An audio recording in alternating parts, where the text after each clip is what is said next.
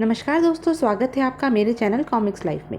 शुरू करते हैं क्रूक बॉन्ड सीरीज़ की एक और मज़ेदार कॉमिक्स, क्रूक बॉन्ड का इंतकाम पार्ट 3। और कहने के साथ ही मिस्टर मौत ने क्रूक बॉन्ड पर वार किया। क्रूक बॉन्ड बोला, हाय मर गया। मिस्टर मौत ने कहा, क्यों छोकरे, अब क्या हाल है? क्रूक बॉन्ड बोला, आखिर तुम मेरे साथ ऐसा व्यवहार क्यों कर रहे हो? क्या बिगाड़ा है मैंने तुम्हारा? मिस्टर मौत ने कहा, सिर्फ इतना कि तुमने वर्ल्ड कंपटीशन में हमारे आदमी या कोहामा को पछाड़कर मुझे करोड़ों का नुकसान पहुंचाया है। क्रूक बॉन्ड बोला, लेकिन इसमें मेरा क्या कसूर था? वह तो खुला चैलेंज था जिसमें मैं जीता था। मिस्टर मौत ने कहा, तुम्हारी वही जीत अब तुम्हारी मौत का कारण बनेगी मूर्ख।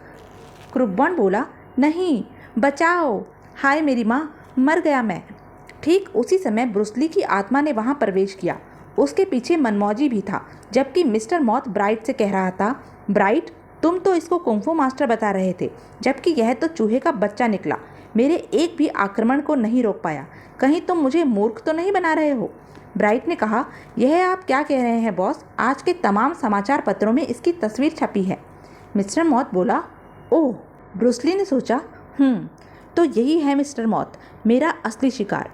मनमौजी सोचने लगा, मेरे गुरु की जान खतरे में है, जल्दी से जाकर पुलिस को बुला लाऊं।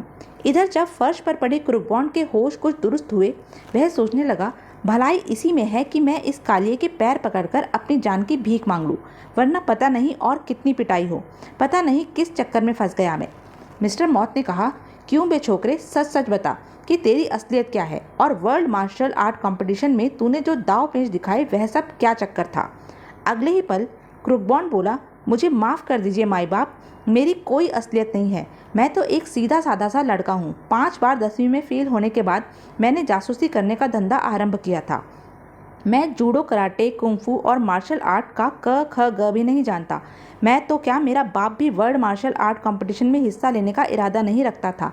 वह तो सत्यानाश हो उस ब्रूस ली की आत्मा का, जिसने मेरी बुद्धि खराब कर दी, और उसके उकसाने पर मैंने कंपटीशन में भाग ले लिया और उसी की मदद से तुम्हारे आदमी को पछाड़ दिया।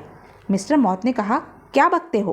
क्रूक बॉन्ड ने कहा, मैं बक नहीं रहा उस्ताद जी, यह सच है, ब्रूस ली की आत्मा ने ही मुझे उस प्रतियोगिता में भाग लेने के लिए उकसाया था, और फिर मेरे भीतर प्रविष्ट होकर उसने मुझे मार्शल आर्ट का विजेता बना दिया। मिस्टर मौत ने कहा, बड़ी अच्छी कहानी गढ़ी है बेटा तुमने। ठहर, अभी तेरे रहे सहे होश भी दुरुस्त करता हूँ, फिर तू स्वयं ही सच्चाई उगलेगा। क्रूक बॉन्ड बोला, नहीं नहीं, छोड़ दो मुझे, मैं सच बोल रहा हूँ। ब्रूस ली ने सोचा, यदि मैंने देर की तो ठीक नहीं होगा, वह भैंसा उसका कचूमर निकाल कर रख देगा। क्रूक बॉन्ड बोला, प्लीज़ छोड़ दो मुझे। तभी ब्रूस ली ने कहा, घबराओ नहीं क्रूक बॉन्ड, मैं आ गया हूँ, अब यह भैंसा तुम्हारा कुछ भी नहीं बिगाड़ पाएगा। ब्रूस ली पर दृष्टि पड़ते ही क्रूक बॉन्ड का चेहरा प्रसन्नता से खिल उठा। वह बोला, आहा ब्रूस ली उस्ताद, तुम बिल्कुल ठीक समय पर आए, प्लीज़ मुझे इस जल्लाद से बचाओ। जबकि उसकी बात सुनकर मिस्टर मौत ने यही समझा कि क्रूक बॉन्ड उसे फिर मूर्ख बनाने की कोशिश कर रहा है, क्योंकि उसे ब्रूस ली की आत्मा दिखाई नहीं दे रही थी। अतः वह क्रोधित हो उठा और बोला, कमबख्त, अभी भी ब्रूस ली कर रहा है, अभी करता हूँ तेरा दिमाग ठीक। कहने के साथ ही मिस्टर मौत ने क्रूक बॉन्ड को हवा में उछाल दिया।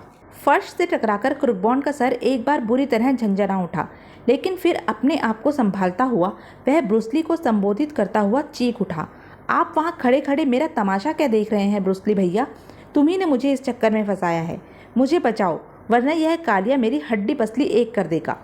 ब्रूस ली तुरंत ही क्रूक बॉन्ड के निकट आ पहुंचा और बोला, मैं तुम्हारे शरीर में प्रवेश कर रहा हूँ क्रूक भाई, तैयार हो जाओ। क्रूक बॉन्ड ने कहा, आह जल्दी करो बड़े भाई, वैसे तुमने मुझे तैयार होने लायक भी नहीं छोड़ा। इस काले भैंसे ने काफ़ी बुरी तरह मारा है मुझे, जोर जोर दुख रहा है। ब्रूस ली ने देर नहीं की और ब्रूस ली की आत्मा जैसे ही क्रूक बॉन्ड के शरीर में समाई, वह स्प्रिंग की तरह उछलकर खड़ा हो गया तथा उसके मुंह से अजीब किस्म की गुर्राहट निकलने लगी। मिस्टर मौत ने कहा, अभी चूहे के बच्चे, यह गुर्र गुर्र क्या कर रहा है? क्या अभी भी मार खाने से दिल नहीं भरा?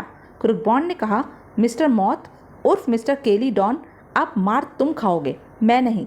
क्रूक बॉन्ड के मुंह से ब्रूस ली की आवाज़ निकली तो मिस्टर मौत आश्चर्य से चीख उठा, क्या तुम मेरा असली नाम कैसे जानते हो? कौन हो तुम? क्रूक बॉन्ड ने कहा, तुम अपने चेहरे पर मिस्टर मौत का मास्क चढ़ाकर दुनिया को तो धोखा दे सकते हो, लेकिन मुझे नहीं। तुम्हारे सामने तो क्रूक बॉन्ड खड़ा है, लेकिन आवाज़ से तुम मुझे आसानी से पहचान सकते हो, जरा पहचानो तो। मिस्टर मौत ने कहा, तो तुम ब्रूस ली? नो नो, क्रुकबॉन्ड बोला, यह हकीकत है मिस्टर मॉथ उर्फ मिस्टर केलीडॉन कि क्रुकबॉन्ड के शरीर में मैं ब्रूस ली ही हूँ। मैंने इसी तरह क्रुकबॉन्ड के शरीर में प्रवेश करके इसे वर्ल्ड मार्शल आर्ट कंपटीशन में जिताया था, ताकि तुम्हारी इस बार की उम्मीदों पर पानी फिर जाए और तुम बौखलाकर अपने बिल से बाहर आ जाओ, ताकि मैं अपना ध्येय पूरा कर सकूं। और जैसा मैं चाहता था वैसा ही हुआ। अपने आदमी के कंपटीशन में हारते ही तुम बौखला उठे। इसी बौखलाहट में तुमने क्रुकबॉन्ड की असलियत जानने के लिए इसे यहाँ पकड़ मंगवाया और मैं तुम्हारे आदमियों का पीछा करता हुआ यहाँ आ पहुँचा। मिस्टर मॉथ ने कहा, तो तुम यहाँ आकर अपना कौन सा ध्येय पूरा करना चाहते हो? क्रुकबॉन्ड बोला, खून का बदला खून, यानी तुम्हारी मौत। तुमने मुझे धोखे से मरवाया था। आज मैं तुम्हें सरेआम मारूंगा और तुमसे अपनी मौत का बदला लूंगा। मिस्टर मॉथ ने कहा, तुम मेरा कुछ नहीं बिगाड़ पाओगे ब्रूस ली, बल्कि क्रुकबॉन्ड की मौत के साथ ही तुम्हें मुझसे टकराने के लिए फिर कोई नया शरीर ढूंढना पड़ेगा। गार्ड्स, भून कर रख दो इस बेवकूफ़ को। हॉल में चारों तरफ खड़े सैनिकों सहित ब्राइट आदि भी तुरंत हरकत में आए, लेकिन गजब क्रुकबॉन्ड गोलियों के मध्य किसी बंदर के समान उछल कूद कर रहा था और एक भी गोली उसके शरीर को छू नहीं पा रही थी। ब्राइट सोचने लगा, ओह, वह तो जैसे छलावा बन गया है। अचानक बंदरों के समान उछलते कूदते क्रुकबॉन्ड उर्फ ब्रूस ली ने गनधारियों पर आक्रमण किया। ऐसा लगता था जैसे गार्ड्स और ब्राइट आदि के मध्य कोई इंसान नहीं, बल्कि फौलादी हाथ पैरों से युक्त कोई मशीन तेजी से घूम रही हो।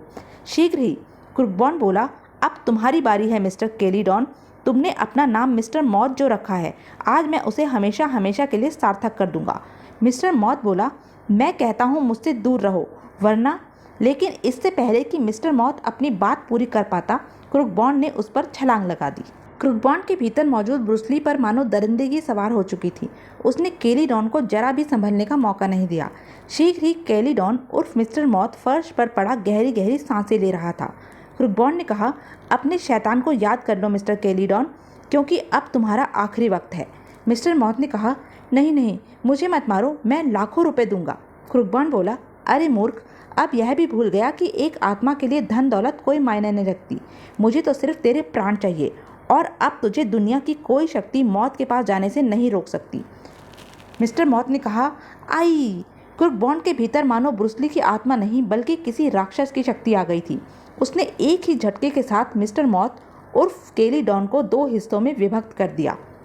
मिस्टर मॉथ को मौत के घाट उतारने के साथ ही ब्रूस ली की आत्मा क्रुकबॉन्ड के शरीर से बाहर निकल गई। ब्रूस ली ने कहा, तुम्हारा बहुत बहुत धन्यवाद छोटे भाई, तुमने वास्तव में मेरी बहुत मदद की है। क्रुकबॉन्ड बोला, लेकिन बड़े भाई, आखिर यह सब क्या चक्कर है? कुछ मुझे भी तो बताओ, आखिर ये लोग कौन हैं और तुमने मेरे हाथों इस व्यक्ति का कत्ल क्यों किया? ब्रूस ली ने कहा, चिंता मत करो छोटे भाई, तुम्हें इस कत्ल की सज़ा नहीं बल्कि इनाम मिलेगा, क्योंकि मिस्टर मॉथ उर्फ केलीडॉन अंतर्राष्ट्रीय अपराधी है। सैकड़ों खून, लूटपाट, स्मगलिंग, धोखाधड़ी के केस इस पर लगभग सभी देश में चल रहे हैं। जब पुलिस को तुम इसके बारे में बताओगे तो इसके स्तर पर घोषित लाखों रुपए व करोड़ों डॉलर तुम्हें इनाम स्वरूप मिलेंगे। क्रुकबॉन्ड ने कहा, ओह, तो यह बात है। लेकिन बड़े भाई, यह तो तुमने बताया ही नहीं कि इससे तुम्हारी व्यक्तिगत क्या दुश्मनी थी। ब्रूस ली ने कहा, यह एक लंबी कहानी है। खैर, मैं तुम्हें बताता हूँ, सुनो। इसके अनेक गैर कानूनी धंधों में से एक धंधा वर्ल्ड मार्शल आर्ट कंपटीशन में जुआ चलाना भी था। इसका आदमी कंपटीशन में इसके इशारे पर कंपटीशन जीतता और हारता था, क्योंकि कंपटीशन में हिस्सा लेने वाले प्रतियोगी पर लोग बाग मोटी मोटी रकम दांव पर लगाते थे।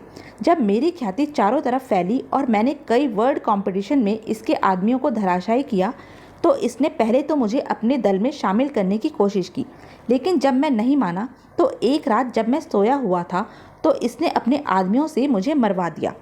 इसने मेरे शरीर को तो ख़त्म करवा दिया, लेकिन मुझे यानी मेरी आत्मा को नहीं मरवा सका।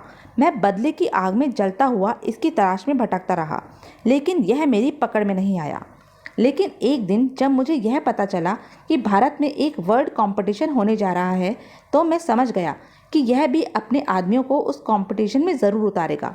अतः मैं भी तुरंत भारत पहुंच गया और ऐसे व्यक्ति की खोज करने लगा जिसके शरीर में वक्त पड़ने पर मैं प्रवेश कर सकूं, और भाग्य से तुम मुझे मिल गए। तब मैंने अपनी योजना अनुसार तुम्हें कंपटीशन में उतार दिया। आगे तो तुम सब कुछ जानते ही हो।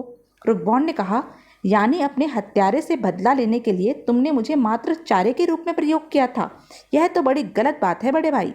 ब्रूस ली ने कहा, मुझे इसके लिए अफसोस है छोटे भाई, वैसे भी तुम जैसा उपयुक्त व्यक्ति पूरे भारत में मुझे कोई दूसरा नहीं मिलता।